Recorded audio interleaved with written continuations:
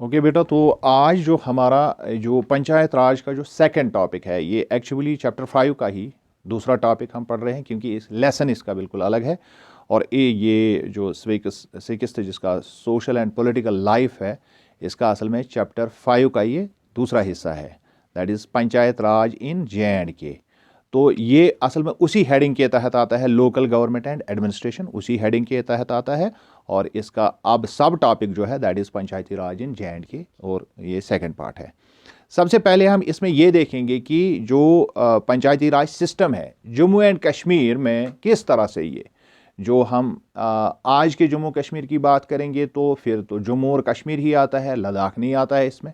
लेकिन इससे पहले भी जब अर्स्टवाइल स्टेट यहाँ पर थी, जो जम्मू कश्मीर की स्टेट थी, अब तो यूनियन टेरिटरी है, और उसमें लद्दाख भी शामिल था, तो उस जम्मू कश्मीर में उसके हिसाब से उस तनाजुर में हम देखेंगे कि पहले किस तरह से ये यहाँ पर था, उसकी थोड़ी बहुत तारीख पर हम गौर करेंगे। So first and foremost will discuss about history of the panchayati raj in J&K। पहला पॉइंट आप इसमें याद रखोगे कि फाउंडर जो पंचायती राज का, the founder of the panchayati raj in J&K was Maharaja Hari Singh in 1935। सबसे पहले जो यहाँ पर डोगरा राज था, महाराजा हरी सिंह बहुत ही एक जिसको हम कहते हैं कि एक दूर अंदेश एक बादशाह गुजरा है J&K का, तो उसने ही ये यहाँ पर कायम किया था 1935 में। By an amendment in 1941, the list of functions of the 1935 regulation were widened by an act of 1951। उसके बाद जो है रेगुलेशंस दो दफ़ा इसकी रेगुलेशंस हो गई 1941 में, और 1951 में भी फिर जो है इसको री एस्टैब्लिश किया गया। 1941 में जो पुराना जो हम कहते हैं कि जो महाराजा हरी सिंह के ज़माने का था, तो उसमें 1941 में, फिर जब 51 में जो यहाँ पर मुख्तलिफ हालात जो सियासी हालात बदल गए, आगे चलकर आपको ये समझ आएगा मैंने क्या बताया, तो उसमें इसको फिर 1951 में इसको फिर री एस्टैब्लिश किया गया पंचायत राज इंस्टीट्यूशन को, जिसको हम PRIB पंचायत राज इंस्टीट्यूशन कहते हैं, उसको री एस्टैब्लिश किया गया। तो ये हो गई 1951 तक की बात। The Jammu and Kashmir government thereafter enacted the village panchayat act in 1958। फिर 1958 में इसको इनेक्ट किया गया, यानी इसको काम में लाया गया, बरोए कार लाया गया, replacing the 1951 act.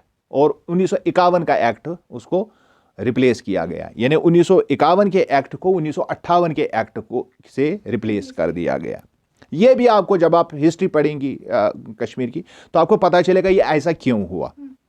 Finally in March 1989 Panchayati Raj act 1989 was passed by the assembly of J&K। फिर ये जो जम्मू कश्मीर की उस जमाने की असेंबली थी, तो उसमें असेंबली में इसको पास किया गया और एक एक्ट के तहत जिसका नाम ही रखा गया पंचायती राज एक्ट। ये 1989 में बना, 1989।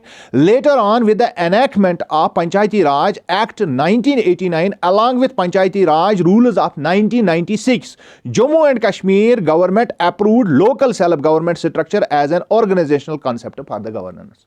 और उसके बाद जो यहाँ पर और एक तब्दीली आ गई कि 1989 के जो पहले ही एक्ट पंचायती राज एक्ट बनाया गया था, उसको और उसके बाद पंचायती राज रूल्स 1996 में डिवाइस किए गए, उनके तहत जो है अप्रूव किया गया लोकल सेल्फ गवर्नमेंट स्ट्रक्चर को, पंचायत को, यानी इसको बनाया गया। लेकिन इस तरह से जो आज हम इलेक्शंस देखते हैं, इस तरह से नहीं हुआ। और ये किस तरह से हुआ, ये स्ट्रक्चर में तब्दीली पहले हो गई 73rd अमेंडमेंट, जिसकी आगे जिक्र होगी। तो स्ट्रक्चर ऑफ पंचायती राज उसके बाद क्या बना, it is based on 3 tier system. जो अब पंचायती राज इस वक्त होता है उसका सिस्टम जो है विलेज, ब्लॉक और डिस्ट्रिक्ट लेवल का होता है, अलॉन्ग विद जुडिशियल कैरेक्टर। इसका जुडिशियल एक फैक्टर भी है। बहुत सारे लोगों को अब पता है कि इसमें 3 चीज़ें होती है, एक होता है विलेज लेवल, दूसरा होता है ब्लॉक लेवल और डिस्ट्रिक्ट लेवल, चौथा इसमें जो है वो है जुडिशरी का एक हो। उसमें भी हम आज इसको डिस्कस करेंगे कि उसमें क्या होता है। ये 3 भी हम देखेंगे और बाकी चीज़ भी, बाकी वाला एक हिस्सा भी देखेंगे। सबसे पहले जो विलेज लेवल पर होता है वो होता है हल्का पंचायत। क्या होता है, पहले क्या होता था, ग्राम सभा, क्लियर। तो ये हम उसकी बात कर रहे हैं, यानी ये हम कहते हैं जो पंचायती राज जो सिस्टम बनाया गया, स्ट्रक्चर जो यहां पर अप्रूव किया 1996, इसकी हम बात कर रहे हैं। क्लियर। तो इसमें विलेज लेवल पर होता था हल्का पंचायत, ब्लॉक डेवलपमेंट काउंसिल जो होता है BDC, ये ब्लॉक लेवल पर, और उसके बाद district planning and development board जिसको DPDB एट डिस्ट्रिक्ट लेवल कहते हैं। ठीक। तो उसके बाद आती है पंचायत अदालत, जो मैंने चौथा इसमें कहा। तो कंपोजिशन ऑफ पंचायती राज में पहला अगर हम देखेंगे हल्का पंचायत में कौन कौन होता है, यानी इसकी कंपोजिशन क्या होती है, इसमें कौन कौन, हमने कहा चलो हल्का पंचायत होती है, कौन होता है हल्का पंचायत में। इसमें होता है चेयरमैन, वो सरपंच होता है पहले नंबर पर। फिर इसमें मेंबर्स होते हैं, ये 7 से 11 पंचेस होते हैं, यानी हर गांव को 7 से 11 वार्ड्स में उनको अलग अलग किया जाता है, वो हमने कल ही पढ़ा। और उनमें हम पंचेस को चुनते हैं, चाहे ये 7 हैं या 11 हो सकते हैं। उसके बाद इसका सेक्रेटरी होता है, वो हमने कहा पहले ही, जो विलेज लेवल वर्कर होता है या गवर्नमेंट का पंचायत सेक्रेटरी जो होता है, वो बिल्कुल एक अलग एक ऑफिशियल होता है, वो इसका सेक्रेटरी होता है, और वो हर तरह के जो काम इसमें देखता है, क्योंकि वो गवर्नमेंट का मुलाजिम होता है। उसके बाद आता है दूसरा टायर इसका है, वो है ब्लॉक डेवलपमेंट काउंसिल, जिसको हम BDC भी कहते हैं। इसका चेयरमैन जो होता है, ये इलेक्ट किया जाता है, elected from sarpanches and punch. इसको सरपंच और पंचों में से किसी भी शख्स को, हम जितनी भी कमिटीज ब्लॉक के अंडर आती है उनमें से किसी को चुना जाता है। उसके बाद इसके मेंबर जो है, all sarpanches are the members of the BDC, सारे सरपंच इसके मेंबर, इसके BDC के मेंबर होते हैं। और सेक्रेटरी जो इसका होता है, वो है ब्लॉक डेवलपमेंट ऑफिसर। यहां गांव में विलेज लेवल वर्कर होता है, और यानी हल्का पंचायत में, और ब्लॉक लेवल पर क्या होता है, BDO, जिसको हम ब्लॉक डेवलपमेंट ऑफिसर कहते हैं। उसके बाद आता है तीसरा टायर C, जिसको हम district planning and development board कहते हैं, इसको DPDB कहते हैं। क्या कहते हैं? इसका चेयरमैन जो होता है, वो नॉमिनेटेड बाय चीफ मिनिस्टर होता है, चीफ मिनिस्टर ने नॉमिनेट उसको किया होता है, कोई भी चेयरमैन। सेक्रेटरी जो इसका होता है, वो डिस्ट्रिक्ट डेवलपमेंट कमिश्नर, यानी जो DDC या जिसको हम DC साहब कहते हैं, जो डिस्ट्रिक्ट का होता है, वो इसका सेक्रेटरी होता है। अब आपको समझ में आ गया, गांव में विलेज लेवल वर्कर इसका सेक्रेटरी है, और ब्लॉक में BDO है, और डिस्ट्रिक्ट लेवल पर DC साहब है। ठीक। उसके बाद मेंबर्स, सारे chairman of all block development councillors इसमें आते हैं, ब्लॉक डेवलपमेंट के चेयरमैन होते हैं। तो वो सारे चेयरमैन, क्योंकि बहुत सारे ब्लॉक आते हैं डिस्ट्रिक्ट के अंडर, तो वो इसके मेंबर्स होते हैं। टाउन एरिया कमेटीज भी इसकी मेंबर होती हैं, जितनी भी टाउन एरिया की, हालांकि ये होते हैं, टाउन एरिया कमेटी जो होती है ये गवर्नमेंट की होती है, वो भी मेंबर इनके होते हैं। म्युनिसिपल काउंसिलर्स जो होते हैं डिस्ट्रिक्ट के अंदर, वो भी इसके मेंबर होते हैं, म्युनिसिपल काउंसिल के मेंबर। उसके बाद आते हैं एक और किस्म के मेंबर, जिनको हम एक्स ऑफिशियो मेंबर कहते हैं। एक्स ऑफिशियो का मतलब है कि ये मीटिंग में नहीं होते हैं, लेकिन अगर ये चाहेंगे तो उस मीटिंग में जा सकते हैं, और इनको इसके साथ जो है बराह रास्त वास्ता नहीं होता है, ये बिल वास्ता इनके साथ मिले हुए होते हैं। तो ये किसी भी तरह से अपनी बात वहां भेज सकते हैं, अपना जो भी उनको अपना एजेंडा होता है उसके बारे में बात करवा सकते हैं। ये एक्स ऑफिशियो होते हैं, यानी आम मीटिंग में ये नहीं जाते हैं, लेकिन ये इसके मेंबर होते हैं, चाहेंगे तो जा सकते हैं। वो होते हैं MLAs, MPs, MLCs of district.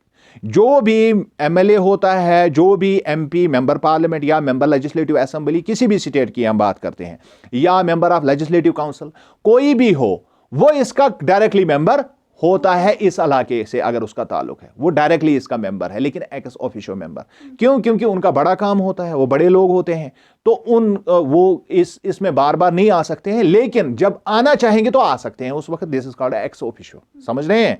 यानी ऑफिशियली इनको मीटिंग में नहीं आना होता है, लेकिन अगर चाहेंगे, किसी वजह से उनको लग रहा है कि यहां पर कोई मुझे काम करवाना है, इस तरह से इनको गाइडलाइन करनी हो, तो वो आ सकते हैं। क्लियर? उसके बाद आता है D, जो पंचायत अदालत, जिसका मैंने जिक्र किया, जो चौथा इसका एक अहम हिस्सा है। ये 3 मेंबर्स फॉर 5 ईयर्स इनको चुना जाता है कि पंचायतों के बीच में कहीं पर भी कोई मसला अगर होगा तो ये हल करते हैं। इसका सिंपल सा आप ये रखेंगे। अब 73rd amendment and panchayat raj in J&K and advantages of panchayati raj. अब इसमें हम ये देखेंगे कि 73rd अमेंडमेंट से क्या क्या हुआ और इसका फायदा क्या क्या आया। Clear? The panchayats have become significant with the unfolding of the 73rd amendment that was added to 11th schedule या schedule इसको पढ़ते हैं of the Indian Constitution in 1992। ये जो 11वां शेड्यूल है हमारे कॉन्स्टिट्यूशन का 1992 में इस अमेंडमेंट को उसके साथ यानी उस पुराने एक्ट को इसको अमेंड किया गया, इसमें कुछ तब्दीलियां लाई गई, उसी को हम अमेंडमेंट भी कहते हैं। It is significance lies in the sequence of actions and events as under. अब हमने ऊपर पढ़ा कि इससे फायदा क्या हुआ, तो वो हम इसमें इसको जो आहिस्ता आहिस्ता इसमें जो तब्दीलियां आ रही है वो हम यहां पर नीचे डिस्कस कर रहे हैं। Number 1, it is an amendment act that was enacted in 1993। हालांकि हमने यहां ऊपर पढ़ा कि 1992 में यह हुआ, लेकिन इसको इनैक्ट किया गया, इसको अमल में लाया गया 1993 में। 1992 में स्टार्ट हुआ और फिर किया गया एक्ट पास, लेकिन एक्ट को नाफिज किया गया, लागू किया गया 1993 में। इसमें भी कंफ्यूजन होता है अगर कभी वो होता है कि इसका इनैक्टमेंट कब हुआ, तो चूंकि बच्चों ने पढ़ा होता है कि 73rd अमेंडमेंट 1992 में आई, लेकिन इनैक्ट उस वक्त नहीं हुआ। इनैक्ट ये कब हुआ? 1993, और एग्जैक्ट डेट भी आप किताब से देख सकते हैं कि कब हुआ।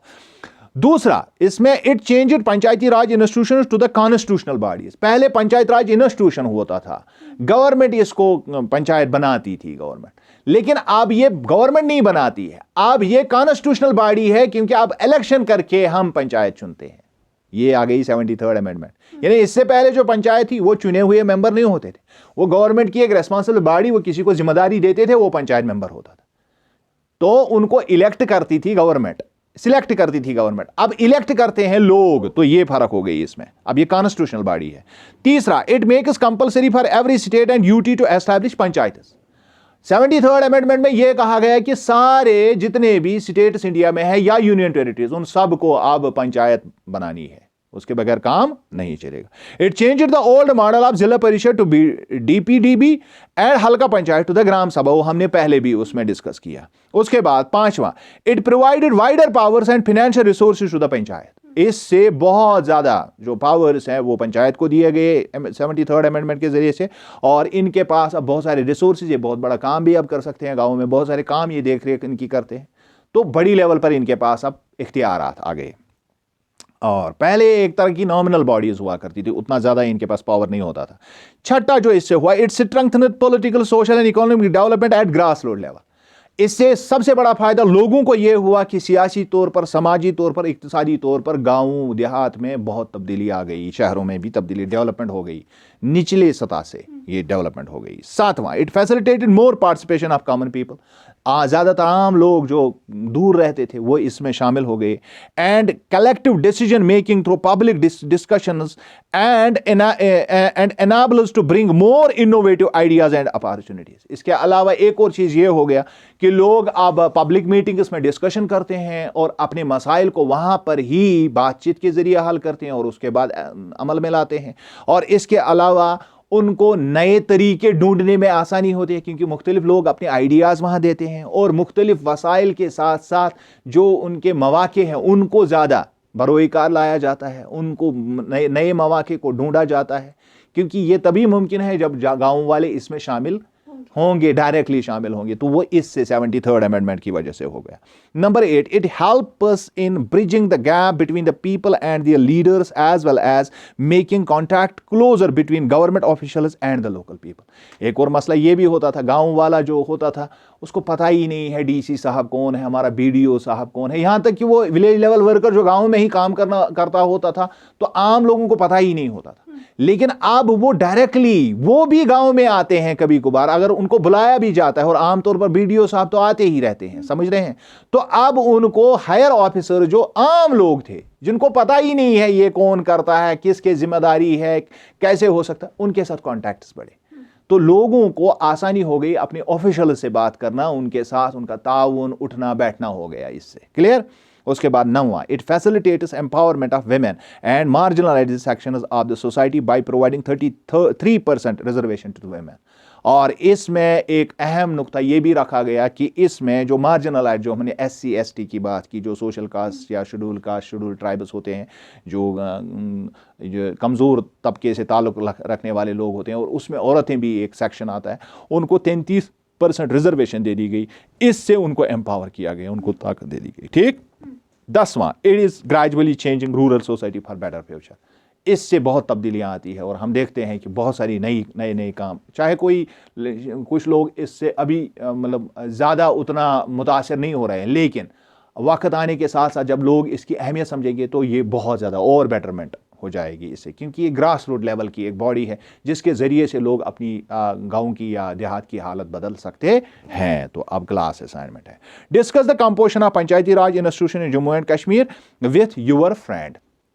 बिल्कुल एक सीधा साधा क्वेश्चन है जो हमने ऊपर डिस्कस किया है, तो हम इसको आप नटशेल में कहेंगे। Village panchayat is divided into wards, each ward elects a representative who is known as the ward member. तो हर एक गांव के हिस्से किए जाते हैं और उन हिस्सों को हम कहते हैं वार्ड, और हर एक वार्ड में से एक मेंबर हम चुनते हैं और उसको पंच कहते हैं, ठीक, वार्ड पंच भी कहते हैं।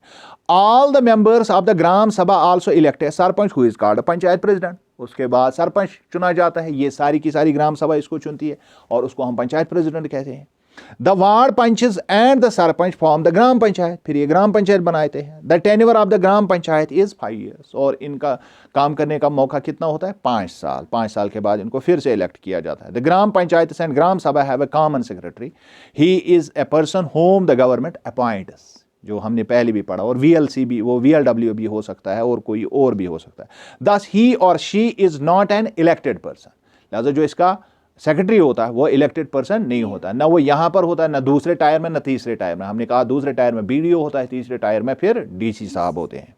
The secretary is responsible for calling the meeting of the gram sabha, और जो सेक्रेटरी होता है वो ग्राम सभा की मीटिंग को कॉल करने के लिए वो उसके पास पावर्स होते हैं, एंड ग्राम पंचायत का भी वो कॉल करता है, दोनों का वो कर सकता है। He also keeps records of proceedings of the meeting, और उसके पास वो सारा हिसाब किताब, लेखा जोखा जो भी वहां पर होता है वो सारा उसके पास रहता है। अब शॉर्ट आंसर है, what do you understand by panchayati raj institution. Panchayati raj institution से आपको क्या समझ आती है? Panchayati raj institution is a system of rural local self governance या गवर्नमेंट इन इंडिया, जिसका मतलब होता है कि जो हम देहाती, जो पंचायती राज लोकल सिस्टम है, उसमें हम गांव देहात को खुद से उनको अपने मसाइल हल करने के लिए एक इंस्टीट्यूशन फराहम करते हैं जो एक कॉन्स्टिट्यूशनल बॉडी होती है, तो ये इसको पंचायत कहते हैं। इसको local self government is the management of local affairs bye such local bodies. Local self government से क्या मुराद है, यानी वो सारा मैनेजमेंट जो गांव का होता है वो उनके हाथ में होता है, उन्हीं लोकल बॉडीज के पास, who have been elected by the people. लेकिन होते कौन लोग हैं? ये वो लोग होते हैं जिनको लोग चुनते हैं, खुद वोट डाल के चुनते हैं। इसीलिए मैंने कहा ये कॉन्स्टिट्यूशनल बॉडी है, ये कोई सिलेक्टेड नहीं होते, ये इलेक्टेड होते हैं। क्लियर? उसके बाद question number 2, right 3 advantages of panchayati raj institution. अब इसके 3 फायदे आपको बताने। There are many advantages of village panchayat as there are some basic requirements for a healthy living. चूंकि अगर हम इसके एडवांटेजेस गिनने की कोशिश करेंगे, बहुत सारे एडवांटेजेस इसके हैं, क्योंकि काफ़ी रिक्वायरमेंट्स गाँव में होती है एक अच्छी ज़िंदगी बसर करने के लिए।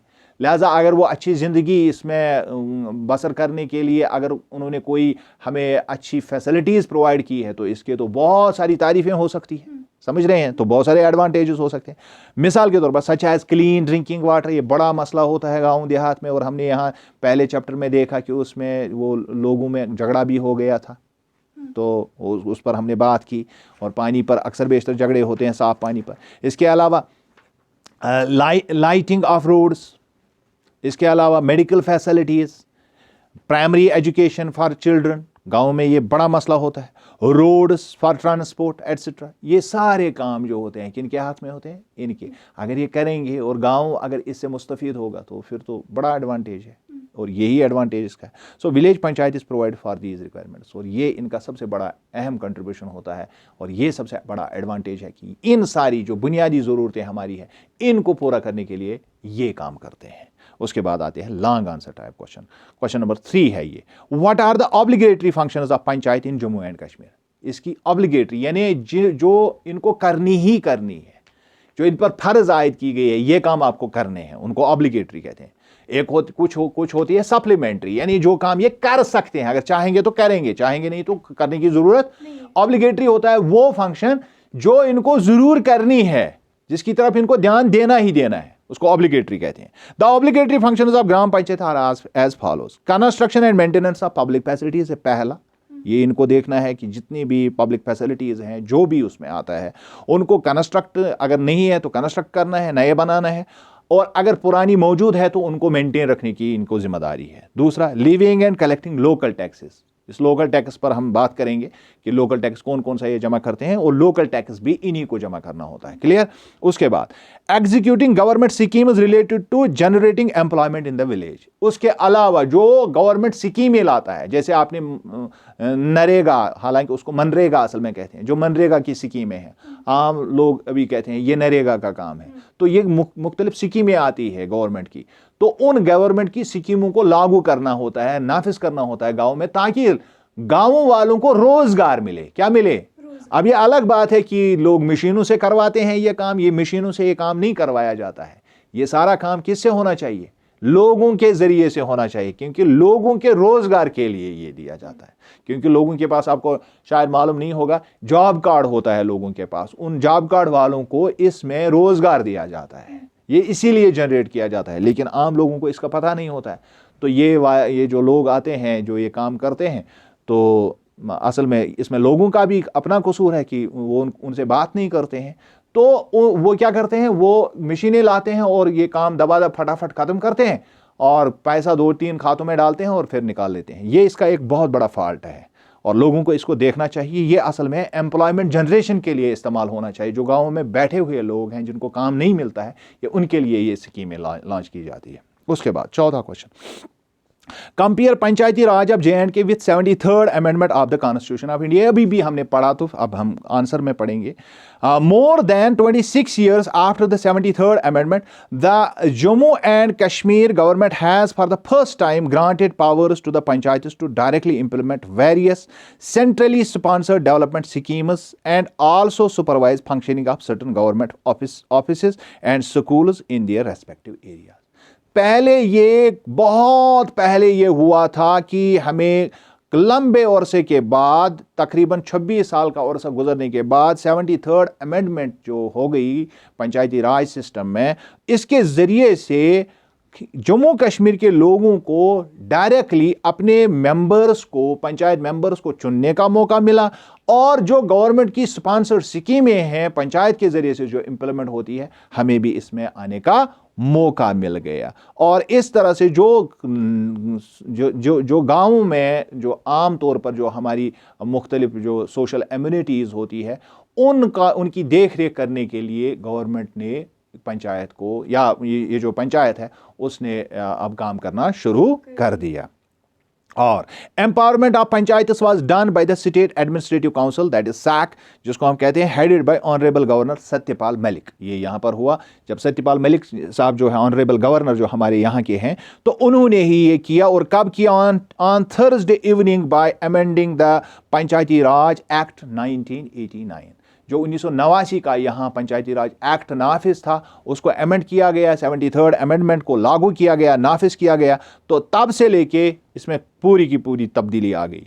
The step has come just a couple of days before the panchayati elections are scheduled to take place after a gap of 7 years in the state. ये उस वक्त किया गया कि 7 साल के बाद अब जो है इलेक्शन होने थे, और उसके बाद इलेक्शन हो गए। जो आज हमारे यहाँ पंचायत काम करते हैं वो उसी 73rd अमेंडमेंट के तहत अब काम करते हैं। बात समझ आई? तो इससे हमें फ़ायदा हो गया। उसके बाद 5वां, panchayati raj is day by day changing rural life. Discuss. अभी जो हम बात करेंगे वो सिर्फ गाँवों तक ही महदूद रखेंगे। तो रूरल लाइफ जिसको हम कहते हैं, गाँव देहात जिनको हम कहते हैं, तो ये वहाँ के लोगों के हालात बदलती है कैसे, वो आपको बताना है। The panchayati raj institutions are the nodal point at the district, block and village level. हमें ये पता है कि ये बहुत ही अहम नुक्ता है, जहां से हर चीज़ जो होती है पंचायत के ज़रिए से, ये तीनों जगहों पर, तीनों टायर्स में काम करती है। ये डिस्ट्रिक्ट लेवल में भी, ब्लॉक लेवल में भी और विलेज लेवल में भी इसी का काम होता है, इसी के ज़रिए से काम होता है। समझ रहे हैं? सबसे अहम बात, their role is to help plan. पहला काम होता है इनका, पहला रोल में कि प्लानिंग करना गाँव के बारे में, कोऑर्डिनेट, यानी अब प्लान तो हुआ, अब कोऑर्डिनेशन होगी, किस तरह से प्लान को एग्जीक्यूट किया जाएगा, मॉनिटर, उसके बाद काम शुरू हुआ, अब इसको देखना है कि प्लान ठीक तरह से चल रहा है, एंड रेगुलेट द इंप्लीमेंटेशन, और उसके बाद कि किस तरह से जो स्कीमें ऊपर से आती है उनको इंप्लीमेंट कैसे किया जाए, उनको नाफिज किया जाए, लागू कैसे किया ऑफ वेरियस नेशनल प्रोग्राम। क्योंकि बहुत सारे प्रोग्राम आते हैं गाँव वालों को पता ही नहीं होता।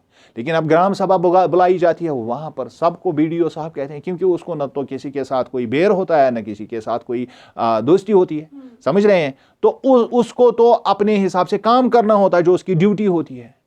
हाँ, अगर हम गांव वाले के किसी आदमी के से ये रखेंगे, ये तवक्का रखेंगे, हो सकता है वो बायस भी हो सकता है। उससे फिर सैंसी मोहल्लस में हमारे मोहल्ले में काम होना चाहिए, दूसरे में नहीं होना चाहिए। लेकिन BDO साहब आते हैं या हमारे गवर्नमेंट ऑफिसर्स आते हैं, वो सारा स्कीम खोल के बयान करते हैं, लोग फिर अपने हिसाब से इंप्लीमेंट करते हैं। और हमने पहले भी पढ़ा, जो ग्राम सभा होती है वो ग्राम पंचायत पर कंट्रोल रखती है। तो ये सारा काम गाँव वालों को करना होता है, लेकिन ये सारा पार्टिसिपेशन से ही होगा। कोई घर में बैठ के कहेगा कि पंचायत वालों ने काम गलत किया, नहीं। आप जब तक ग्राम सभा में नहीं आएंगे, ऑफिसर से बात नहीं करेंगे, तो तब तक आपकी बात इनवैलिड है। ये क्लियर, ये इंसान को क्लियर होना चाहिए। जब तक आप अपनी चीजों को खुद लेके नहीं चलेंगे, कोई आपके लिए काम नहीं करेगा। पंचायत राज system enlists people's participation in rural reconstruction in the 21st century। जैसा मैंने पहले भी, इसमें भी जो मैंने पहले हिस्से में आपको बताया कि पंचायती राज जो है, इसके जरिए से जो रूरल पार्टिसिपेशन है, यानी आम लोग जो है, वो अब 21वीं सदी के ज़माने में गवर्नमेंट में हिस्सेदारी कर रहे हैं पंचायत के जरिए से। Village panchayats in India will be the forefront of rural development towards this and. और इसमें रूरल पंचायत का बहुत ज़्यादा अहम किरदार होगा आने वाले सालों में। और तरक्की बिल्कुल नामुमकिन होगी अगर पंचायत फाल नहीं होंगे गाँव की सतह पर। यह गवर्नमेंट का कसूर नहीं होगा, क्योंकि गवर्नमेंट ने सारे जितने भी इख्तियारात गाँव को डेवलप करने के लिए दिए हैं, वो पंचायत को दे दिए हैं। अब ये लोगों की जिम्मेदारी है कि वो पंचायत में आए और फिर अपनी जिम्मेदारियों को अच्छी तरह से निभाएं और गाँव को तरक्की दें। Panchayats are to be given more powers, finance and training in order to enhance the growth, social development and to facilitate the good governance at the grassroots level। अब इतना ही नहीं, बल्कि पंचायत को ज़्यादा से ज़्यादा और इसको ताकत दी जा रही है, पावर्स इनको दिए जा रहे हैं, फाइनेंस, पैसा भी दिया जा रहा है गवर्नमेंट की स्कीमों के ज़रिए से, बहुत सारा पैसा आता है ताकि इनकी जो ग्रोथ हो जाए, ये तरक्की दिन ब दिन करे और समाज भी इनके साथ तरक्की करता रहे, इंस्टीट्यूशन के साथ समाज भी तरक्की करता रहे, और जो गवर्नेंस है ग्रास रूट लेवल पर वो अच्छी दे दी जाए। कि किस तरह से जो हम गवर्नमेंट, जो हम डेमोक्रेसी का वो पढ़ रहे हैं कि डेमोक्रेसी का मतलब है लोग अपनी गवर्नमेंट खुद चलाएं, तो हम ग्रास रूट लेवल पर अगर चलाना चाहेंगे तो इसका जरिया पंचायत के सिवा और कोई नहीं है। क्लियर? कोई सवाल? अगर आपके दिमाग में कोई सवाल है तो उस पर हम बात करेंगे।